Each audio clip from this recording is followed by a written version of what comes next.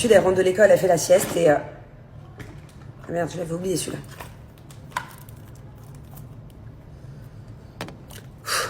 J'ai failli tomber en dépression là, il y a quelques jours.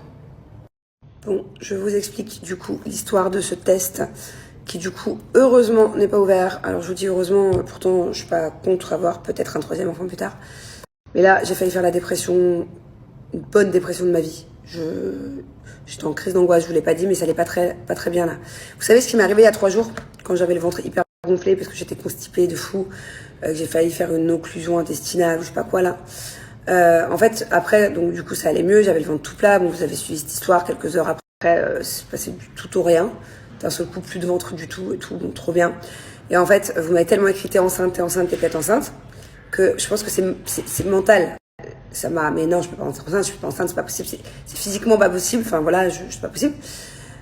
Et le lendemain, j'avais mal à la poitrine. Et les femmes de mon snap, vous savez que quand on est enceinte, on a très mal à la poitrine. Et j'avais mal à... Ne pleure pas tant que t'achètes pas le test. Pour la simple et bonne raison que si je tombe enceinte, je suis obligée d'avorter ces prochains mois. Parce que je prends Roaccutane, voilà. Et que Roaccutane, ça crée 30% de chances en plus de malformations très graves au niveau du visage, au niveau du corps, au niveau des organes chez les fœtus.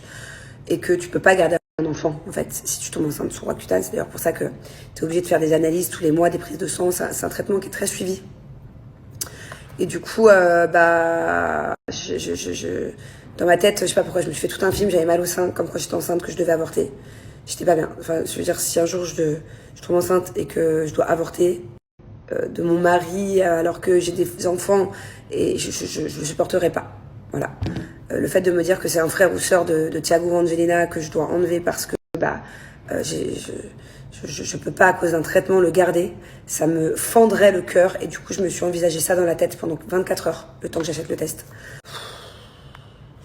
Et c'est à croire que tout est mental, je sais pas, genre vous m'avez dit t'es enceinte, le lendemain j'ai eu mal au sein comme une femme enceinte, à croire que c'est psychique genre.